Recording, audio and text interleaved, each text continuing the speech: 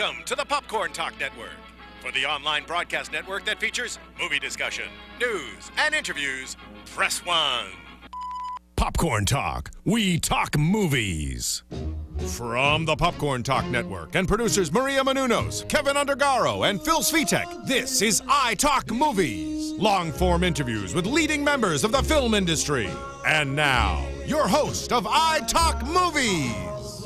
Hey everybody, I am Daryl Christian. You're watching iTalk Movies. Here joining me today is Phil Svitek. Welcome, ladies and gentlemen. And our very special guest today, he is a writer, he's a director, he does it all. I do it all. He's got a new movie out called The Stand-Up Guy. It is amazing, and a lot of people are gonna be watching it. Mike Young is with us today. How you doing? Good, man. Thanks for having me in this cool studio that I'm matching with. That's right, you are matching. You got the memo. Yeah. Favorite colors right here. And we got favorite song. I was gonna say we got some cool Detroit soul going on right now. Yeah, the DJ here, he has no problem. He's not even fading out. He's just, is he rolling? Are we rolling 45 minutes on this track? Yeah, it'll be an instrumental the entire time. I'll say, we just want to do an interview. We'll just play this track the entire time and just talk over it. I like that he asked me, what kind of vibe. I gave him doo-wop. He pulled up a cool doo-wop track. That's funny. This is great. No, I love this. This makes me puts me in a mood right now. Really bro. We're just keeping it low pro. Well, first of all, congratulations for the movie. Thank you. And it's getting a lot of buzz, and I watched it, really enjoyed it, was laughing the entire time. So, I know that's that Detroit humor. That's what I say. That Detroit humor kicks in. Yeah, there's a lot of Detroit. It's just, you do what you do. Yeah. You know what I mean? You can't, I'm not like I didn't do a ton of research for the film. You know what I mean? Yeah. This is, it's a gangster that goes into witness protection. You grow up in Detroit, you have some darker thoughts. You know what I mean? I always thought, if God forbid I ever had to go into the program, would I still be funny? So that's kind of where the seed of the idea came. But I'm glad you appreciate the Detroit humor. I do. Watching the film, and I know you do, as you mentioned, do a lot of stand-up, and started off kind of doing a lot of stand-up. Yeah. And what would you find is kind of the difference of the Detroit stand-up scene versus the California, Los Angeles stand-up scene? Well, I mean, I actually went back and did the Detroit scene after I came to LA. So the Detroit scene is obviously smaller, real local, and it's kind of, everybody in that scene kind of wants to bust out and get to the LA scene, because this is really where it's going on, because you got so many comedy clubs. So I would just say Detroit's got its own voice, and guys that come from there kind of have their own style and voice. And I think you need to get out and get out to LA or New York to really expand your horizons and your frames of reference. Detroit, all my stuff was local, I grew up with my buddy, he's still a criminal, the Detroit comedy scene could actually be better, and because of the revitalization of Detroit, I hope it does get better and bigger and they open a couple more clubs, but it's small. Yeah. It is small. And so I actually started at the Comedy Store in LA, and then went back and started headlining Detroit after I was already here for a while. Well, it's interesting, in the movie, the character of Sammy, he makes his comedy very kind of personalized. And when you said, in Detroit you were kind of more local, it just reminded me of that from the movie. Yeah. Well, I'm glad you noticed that, because I did that on purpose, because obviously he's a gangster, so he's a low-level mob guy. He doesn't start out as a comic, so his natural stage act would just be to pick on people. So he starts out as just kind of this a guy that picks on the crowd because that's what he sees, and he's quick and witty. But as time goes on in the movie, yes, he starts to actually craft an act and get more personal. So I think the end game for any comedian who thinks they're going to be great is to try to go personal, because all the best, I think, were always the Pryors and the Eddie Murphys and the Carlins and the Chappelle and Rock. They pull it from real life. So the purpose of Sammy's character was to start out general and then become specific and have a voice by the end of it. Yeah, well, I think you definitely achieved that. God, I love when people actually watch the movie and then we talk about it. I swear, it's my favorite thing. And then with the stand-up, and this is your second film that you've directed, and how did that help you in your directing process from the first film to the second film? I think, I don't know how directing my first movie, My Man is a Loser, was such a giant undertaking for a first-time director that by the time I was done and we we went and did a stand-up guy. Everything was just faster. I learned so much on the first movie that everything just became second nature on the second one. So in my first movie, I didn't even know you could say hold to an actor. Like I was cutting every minute. I was wasting battery, killing film. I was just, you learn all these great techniques and things, to make your second movie a better experience. I think it was just all the experience I got on the first one made the second one a lot easier to direct. And directing's obviously never easy because you're dealing with 80 people a day just coming at you. I think stand-up, as a writer and a stand-up, I think the rhythm of the scenes, I kind of had a natural knack for just like the rhythm of the scenes, so that when I got into editing, I knew where the joke, should play, and I knew where the scene should end and the next one should begin. So I think comics, usually just have a natural sense of rhythm. So I think that helped me as far as the writing and then the guy's performances, and then ultimately in editing. And then how much of that was improv versus just script with the jokes? It was all scripted, but if we had time, I would always let the actors improv. Because if you got guys like Rappaport, and Suplee and Bob Saget, you cannot control, you know what I mean? So we would always, and Danny A., who is the lead, he actually had some great improv skills as well. So I would always go by the script because you don't want to ever try to change your story, But I would always let these guys fly just because they had, they were skilled improv guys. I mean, Rappaport is just like, you let him go and you're going to get gold. He did it on my first movie, and I let him fly on this one too.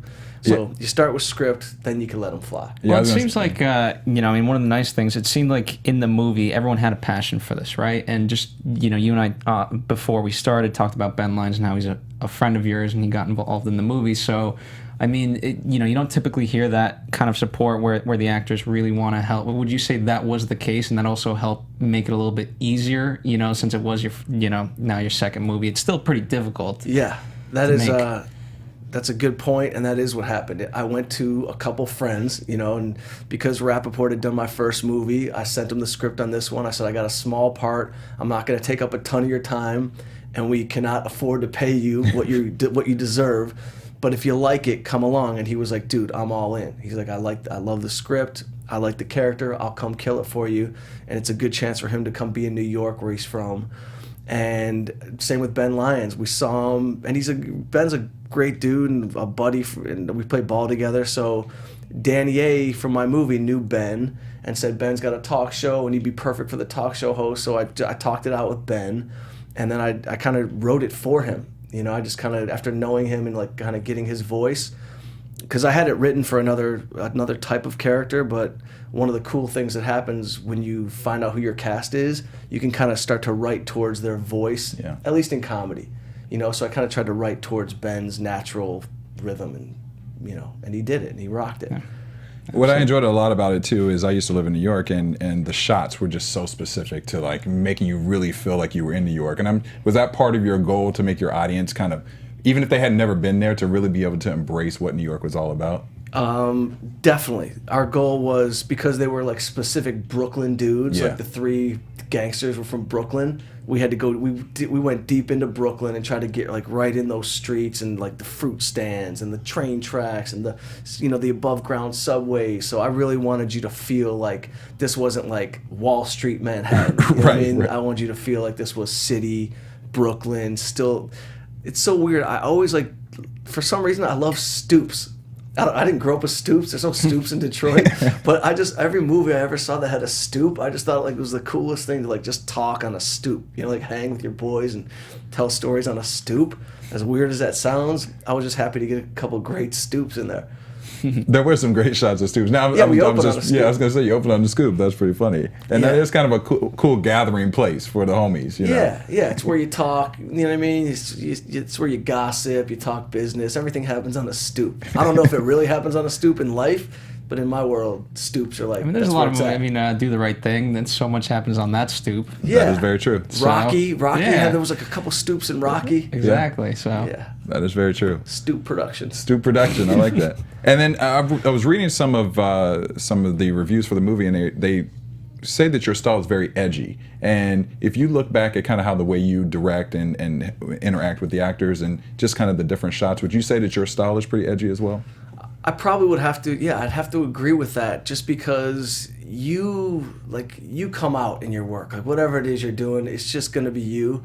So I think I'm not like, I didn't grow up crazy edgy, I didn't grow up wild, but I did grow up in like an edgier community, and I did grow up an edgier person, and my comedy is edgy, and I go into all sorts of edgy subjects. So the fact that it would come out a little edgy is no surprise. Yeah. So yeah, I would say my style is a little edgy, and I like it edgy. You know, I'm not that clean. Look at me. I need to shave when I get out of here. Yeah, I like to keep it edgy. Keep it edgy. Yeah. And then one thing I also liked about the film is the relationship between Danny and his daughter in the film, and kind of showing that versatility of, he's like the sensitive thug almost. You know what I mean? And was that important for you to kind of let people see, okay, you have the humorous portion of his character, but then also to show that other side of him as he interacts with his ex-wife or ex-girlfriend and with his daughter as well? Definitely was important to make sure he came back around to be a good father. So you kind of like, we open with him, when we show him with his daughter, and he's a good dad, but he's a flawed dude. Yeah. So the best way for him to get back home and really, be with his daughter is to go through this whole journey and get on that show and make his way back home. So it was definitely an important part of the movie, and I'm glad I found that great little actress to play his daughter. She was amazing. So great. Yeah. I think she's 30 years old. She plays 6. I don't know. I've never met a smarter kid in my life. Like, this kid was like, I was intimidated, like, coaching her or talking to her. But yes, the relationship with him and his daughter was very important to give it some heart and weight, because we've all seen the gangsters do what gangsters do, and they're nervous coming back to testify. We've seen that. So I wanted to just make sure that, you rooted for this guy. Yeah. And how much of that balance was Danny involved in that process of really sculpting the character of Sammy throughout that? He was. Danny is one of the funniest people I know in life. So like regular life, Danny is just like, he's from Brooklyn. He's got this like swagger about him. He's a storyteller. I've been out with him 100 times. He always holds court. So when he started to get like real into the acting of it all, and he was like, I'm going to walk like this, and I'm going to talk like this, and I'm going to I was like, I got to be honest. I just stopped him. I was like, Danny, you're the funniest dude I know. Be you from last night at dinner. You know what I mean? Just don't worry how you can walk like you. So I wanted to kind of bring him back a little bit to his natural, the way he is naturally. So he had a lot to do with it. He had so many lines to learn, and he busted his butt to do this thing. And it was on his shoulders. You know what I mean? It's a big role with a lot of material. So to answer your question, yes, he had a lot to do with it, but I was trying to keep it as natural for him as we could, because when you're that funny of a regular dude, what are you gonna go start? Get your acting coach involved, right? Take you to another place? No.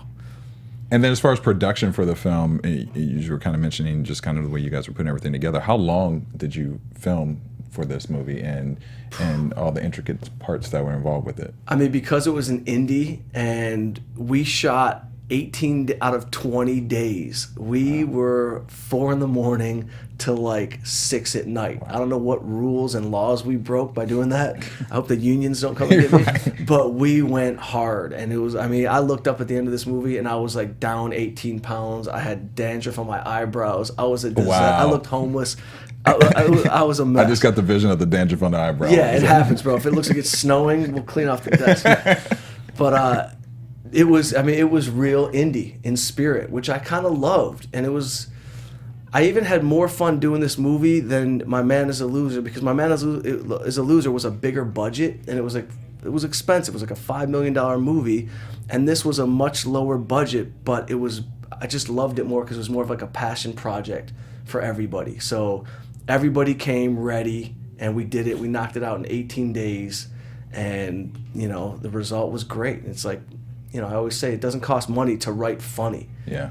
That's not what costs money. So, and plus writing it, I knew we were gonna make it, so I kept it contained. Yeah. There was no airplane scenes. You know what I mean? Minimal car movements. Just because I knew that cost a lot of money. So I was kind of writing. sometimes you have to write towards the budget. So I was kind of writing towards the budget, and I was consistently being told what the budget, do not go not go over this number right you've got here. like a weird big line producer that lingers over you on set and just kind of lets you know it's time to wrap it up. So, yeah, it was indie spirit all day. And then the primary basis of the movie obviously is stand-up. With you having a stand-up background, I always look at guys who do this and say, how do they prepare themselves for the joke that people don't laugh at, And what is something, what's kind of like a way that you prepare for that type of thing, Because you never know what's going to be the right joke. Yeah, no, you can't prepare for that. There's no preparing for failure on stage. You know what I mean? Because you write your material, you practice it, you think you're great. You're going to go out on stage, and you might be in front of a crazy crowd, like a crowd that just doesn't get you one night. And a joke that usually lands will just not land. And the only way to overcome that, most comedians will be like, well, that one didn't fly. They fall back on that. I try to just plow through and address the crowd. Like, where are you even from? Like, why are we even hanging out? If you didn't get that joke, we're not getting along as people. You know what I mean? So there's no preparing for that. But being involved in stand up did give me the inspiration for this character, for this movie. But speaking of that, I read somewhere that you changed the title was initially something different, and then you changed it to a stand-up guy. Is that correct? Yeah, that's correct. And what led to that? Was that you making the decision? Was it someone telling you to make that decision? Why ultimately? Obviously, it makes sense. Yeah, I got told. I had it. It was called Killer Set. Killer Set, yeah. Mm-hmm. And I just thought it was a play on words, and it was kind of my homage to comedians that we all that I've come up with in the game for so long, and I thought it'd be cool to just killer set and potentially he's a killer, the whole thing, the double entendre. I think you still get that with a stand-up guy, though. No. By the way, I love a stand-up guy. I love the title they came up with. It took me a minute because I kind of hold on to things that I think are, that I created, and it's hard for me to let go. But a stand-up guy actually it's a better title for the movie. I can relinquish, I can surrender and say Danny came up with a better title, and he called me, I think we're going to change the name. What? A stand-up, it took me a minute, because I kept Googling stand-up guy, and I saw there was stand-up guy was a movie with Pacino. Yeah. And I was like, can we even get the name a stand-up guy? And we got it. And I'm cool with it. I like it. And a stand-up guy the term a stand-up guy comes from back in the day when the gangsters owned these little clubs, and they would have performers. They'd have singers and dancers and vaudevillian stuff going on, but there'd always be a comic on the bill. And if the comic was on time and did a great job and always showed up proper to work and did his thing, they would call him a stand-up guy. And that's where the term came from. I didn't know that till 2 days ago. That's pretty cool. Yeah, I didn't know that myself. Some strange magician told me that down at the Hermosa Comedy Magic Club.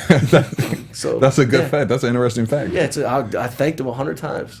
I love that fact. What was one of the hardest scenes for you to edit with the film and with the storyline?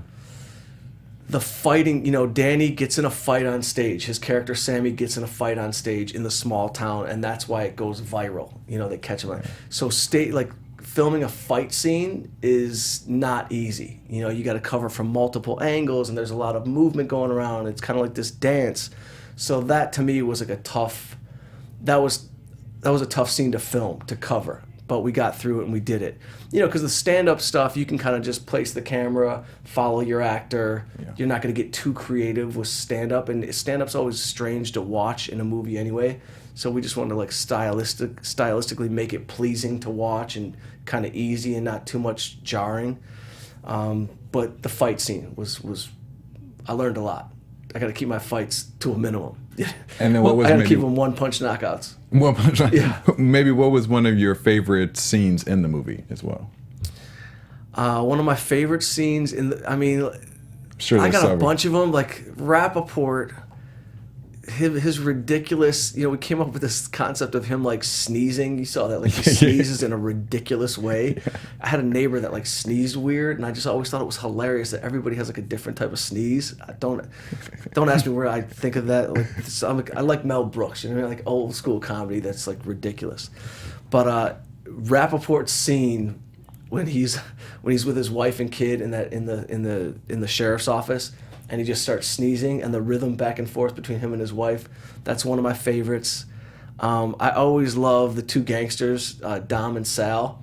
You know, I like when Sal comes out of the bathroom. You know, they're gangsters, but he's like, and Dom's like, "Did you gel your hair?" Yeah, it looks good. Yeah, put a little spritz in it. That looks good. I like those little, just like the minutia of the comedy of those moments. So, those were a couple of my favorite.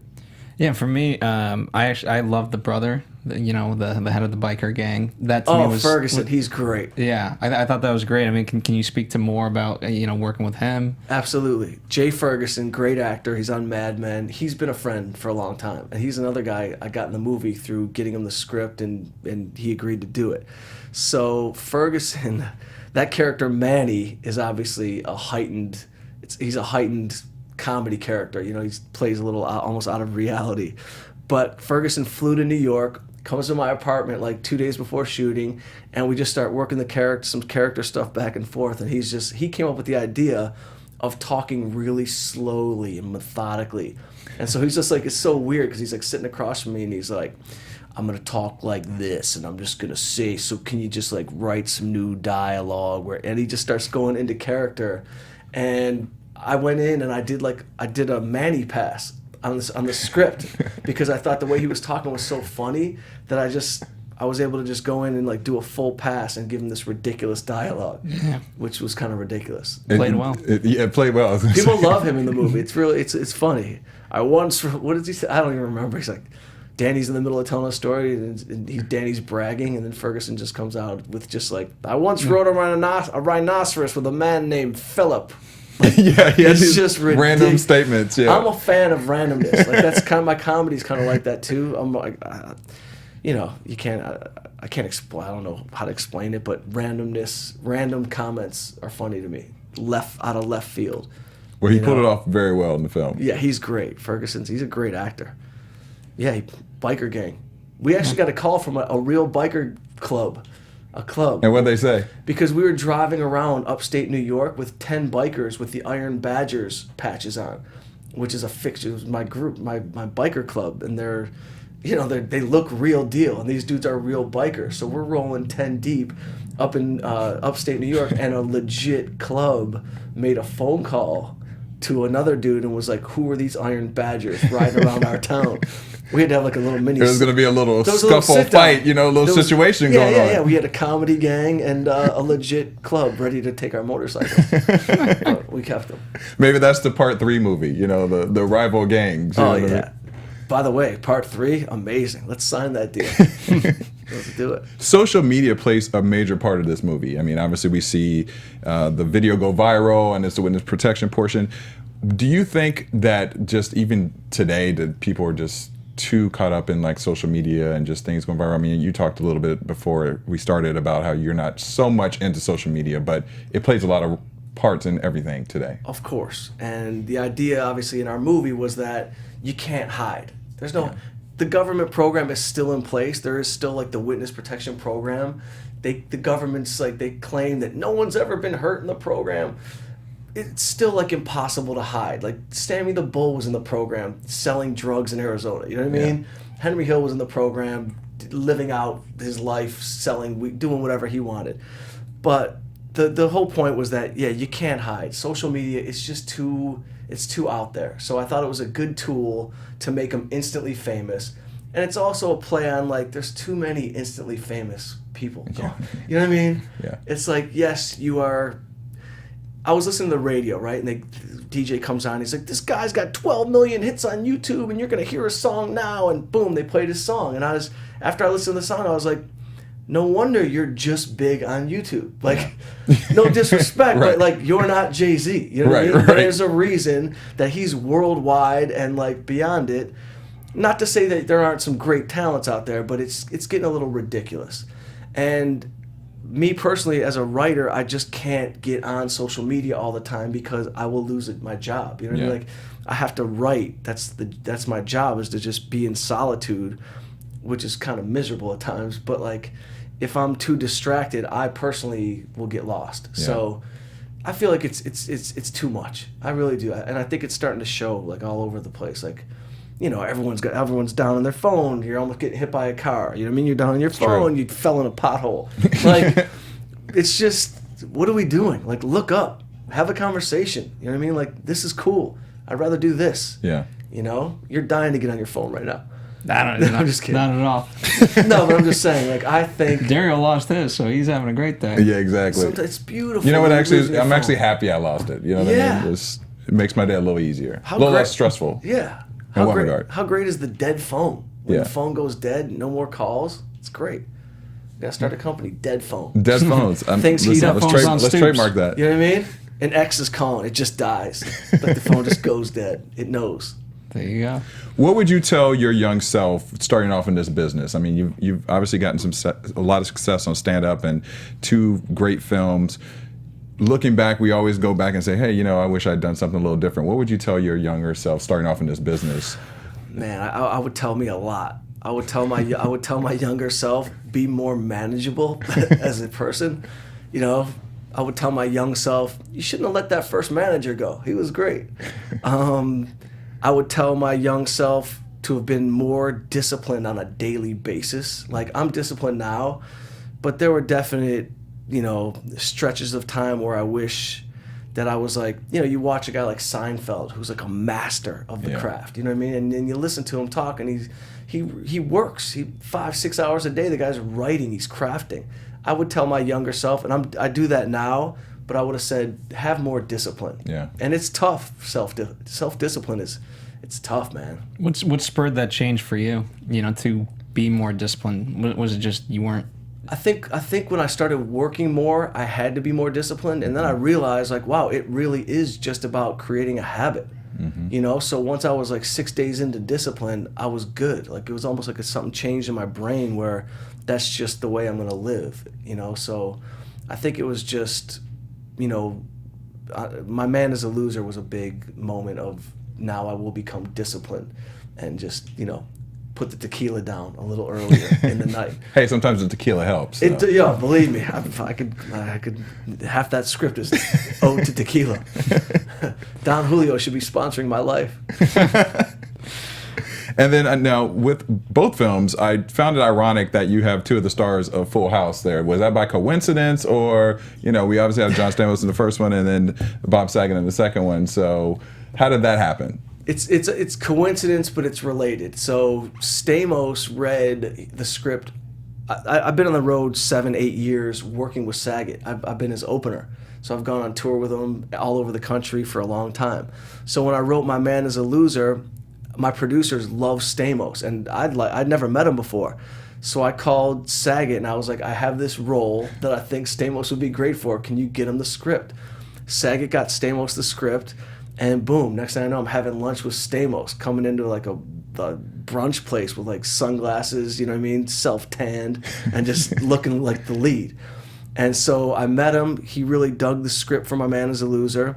And after meeting a bunch of actors that could play like the single dude, there was nobody better or more single or that could draw from life than Stamos.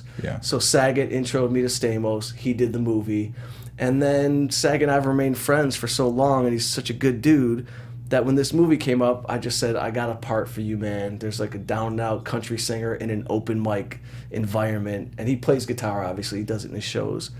I actually had to go back and watch that scene a couple of times because I didn't recognize him initially at first. That was his acting choice, by the way. He's like, I'm going to do some sideburns, and I'm going to do my, come down with the glasses. And I was like, cool, nobody's going to know it's you, but go ahead. And yeah, people do not recognize him right away. But obviously he's hilarious, and he's just, high level. And yeah, he agreed to do it. And so, so bring me on Fuller House. Where are we going? That's right. You know what I mean? How many everybody's jobs talking I about got? that now. Yeah, I'm giving you guys jobs. Help me out. But they were great, they're good dudes. They're good dudes. So, they're friends for, Stamos is in the game. I'll tell you something funny. He plays a single dude in my movie, in the first movie. So we're like having like a debate. He's giving me like this actory debate that we're having. And he says to me, he's like, would my character really say this to a girl? And finally I just had to go, dude, you're John Stamos. You don't even know what the humans have to say to a girl to get her to go out. You know what I mean? You just walk in and just you don't have to say anything. Right. You know what I mean? We can't have this argument. You're 35 years famous and uncomfortably good looking. Yeah. You don't have to say anything. You know what I mean? We're not having that debate. That's a good point. That's true. What do you say to that? Did he just He shut went up right after back. that? Yeah, he shut up. He's like, I can't argue with that. There's He's no like, you're argument. right. You know what I mean? Yeah. I'm looking at him like, yo, bro, you're tanning as I'm looking at you. Like, you're getting tanner and your hair is getting thicker while I'm talking to you. And you're not going to sit here and debate me what a guy says to a girl. You don't have to say anything. It's true. You should do a silent movie and just pick up girls in it. He's I think you just gave him an idea. Yeah, he'll probably take it tomorrow. You mentioned a few minutes ago, Jerry Seinfeld. Who are some of the people that inspire you and you look up to in the comedy world? Definitely Seinfeld. I was a big Seinfeld fan as a kid, and I just loved, and to this day, like I played Gotham in New York like a month ago, and he came and just dropped in and did a set, and he's just such an assassin. Like there's no fat in his jokes. So he's somebody I look up to and admire work ethic and actual stand-up. Chappelle, I was lucky to work with Chappelle. I did like 10 shows with him a few years ago, opened for him. When he's at the height of his game, he's somebody that's genius, like brilliant stand-up, amazing. I was a huge fan as a kid of Eddie Murphy. Yeah. I loved Eddie Murphy. I mean, Delirious is like almost it's kind classic. of why I wanted to be a stand-up. And nowadays there's guys like Sebastian Maniscalco. Like Sebastian's hilarious. He's a friend.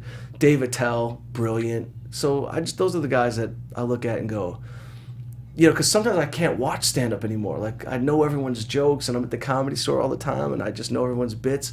But those are guys that I could still watch their specials, and I can still see Attell live and call back to my friends in Detroit and go, you got to hear what Attell said. Like, they're quotable dudes. And, so those are the guys I kind of look up to. Yeah. Obviously, Pryor's the god. Richard Pryor. I got the 12 CD box set.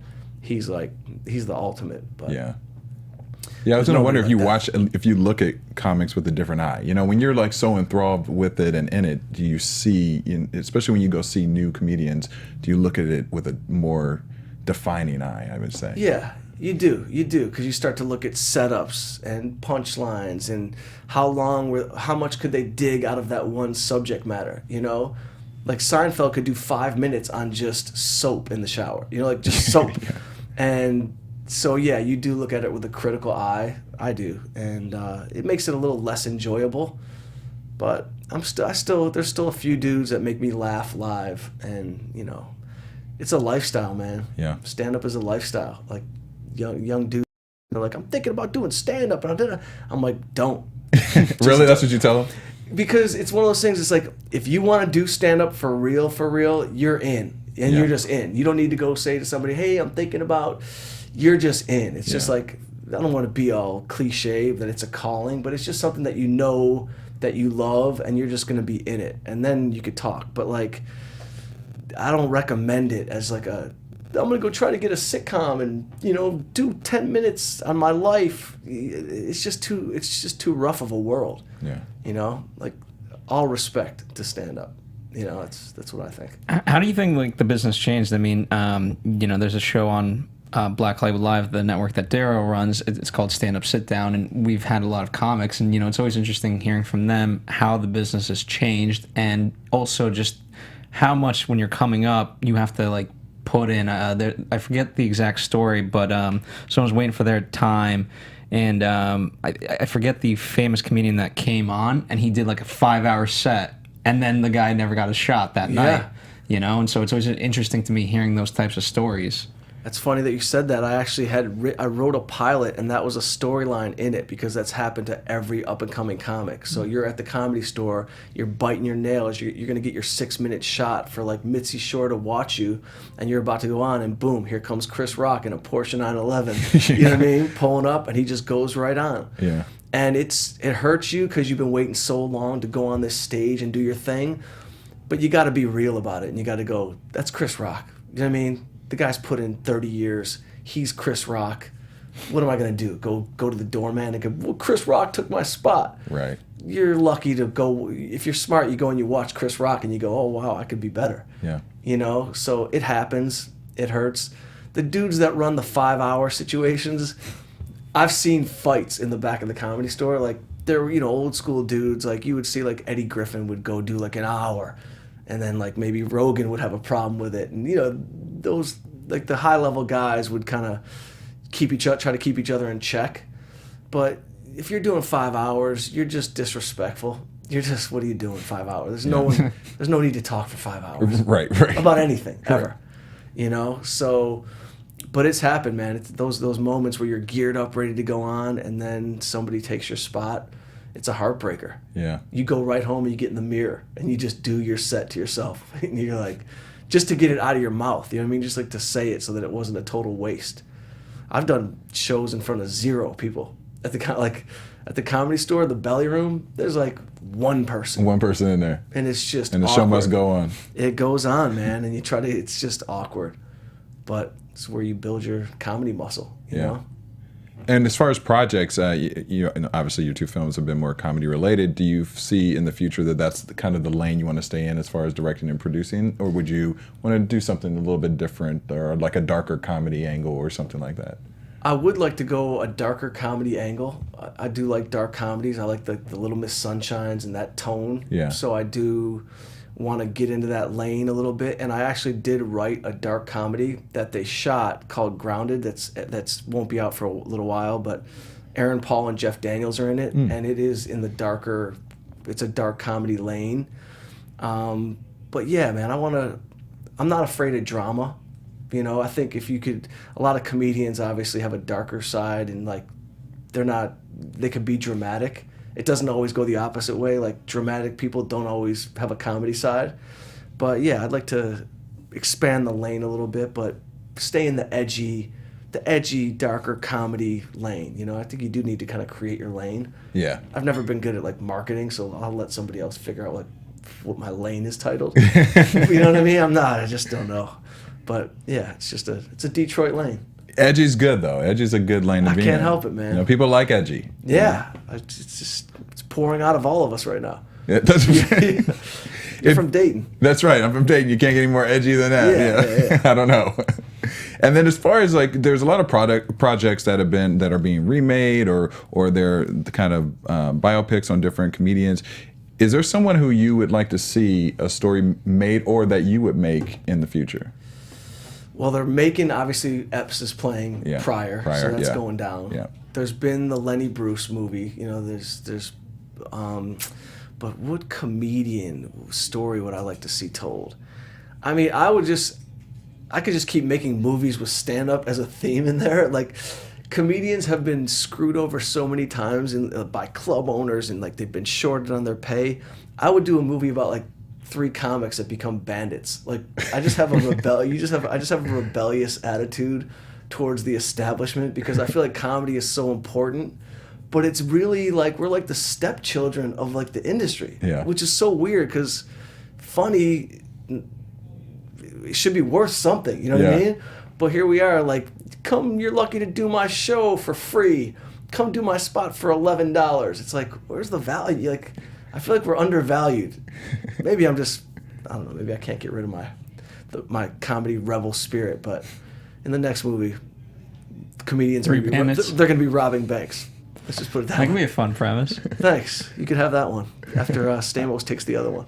Yeah, I'm starting to see the associations here: thugs, rebels, biker gangs. It's I didn't grow up in like the hood, but I grew up in a super mixed community of blue collar and I grew up black, white, Middle Eastern kids, punk rock. I was really fortunate to grow up in Southfield, which is right next to Detroit, and so.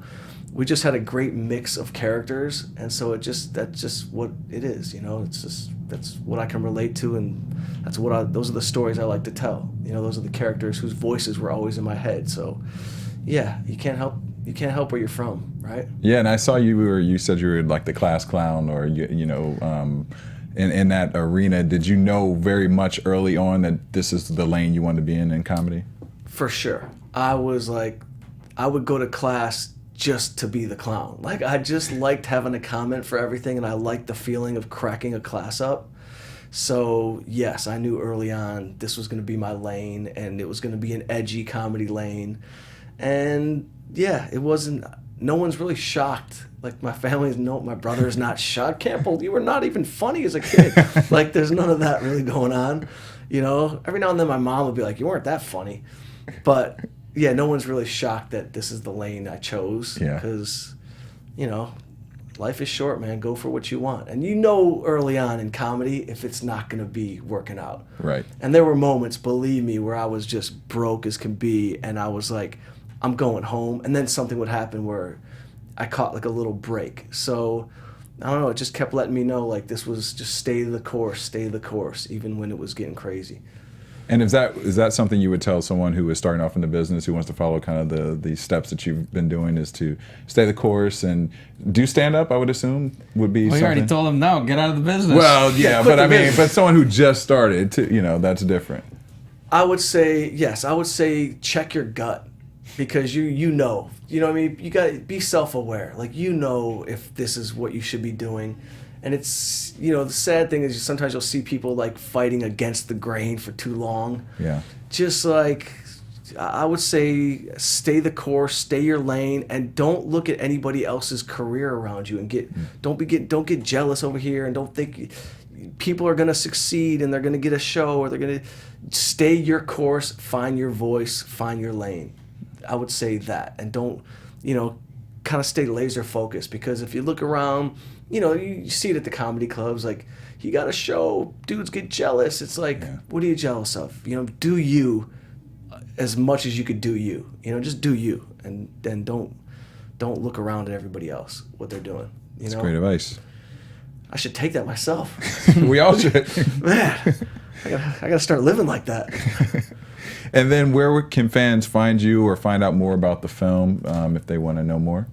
You can find me at Real Mike Young on Twitter. You can find me, I have a podcast called Stories That Need to Be Told, and you can find that on iTunes and play it.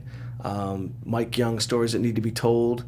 You can find the movie, A Stand-Up Guy, is now available on iTunes and Amazon.